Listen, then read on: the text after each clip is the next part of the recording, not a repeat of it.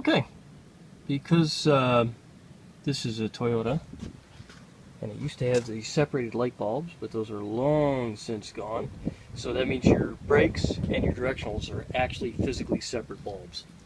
So the new housings that you have here, you can see you've got two filaments down here. So one is for running light down the bottom, and the other one is for what would be a combination brake light slash directional. Well, in this case, because we can't combine them because they're separate bulbs, we're going to have to put another bulb in, because this light up top here, that's for the backup lights, and the housings are clear on the top, so you can't cheat it and use that for that. So what we ended up doing is we got a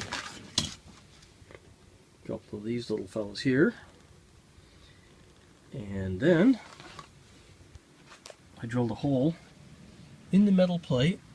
There's not one in that one yet, but I drilled it here in this one here.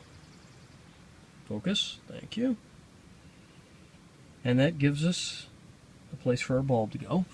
So when you slide that thing back in, we will have a brake light, because we use the halogen for the brake light. It's important to note that you don't want to touch the halogen bulbs, because if you touch the halogen bulb, the oils from your fingers will destroy that bulb. So if you do touch it, clean it off with isopropyl alcohol before firing that bulb up.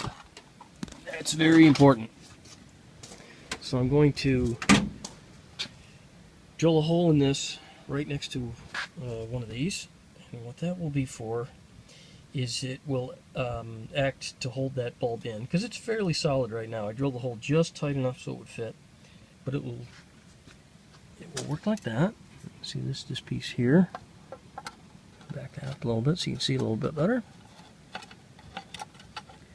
Once that's in there, that will connect up to this wire that I've put in. As you can see, I've heat shrink the wiring.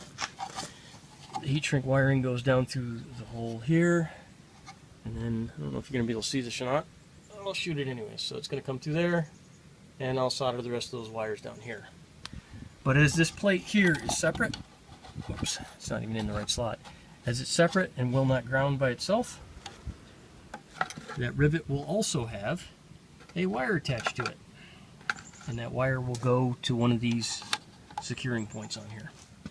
So I have a wire with the rounded piece on it. I had a copper rivet, because that's what I happened to find. And I grabbed another end so that the other end of the wire will be able to go down through and attach to the one of the mounting points.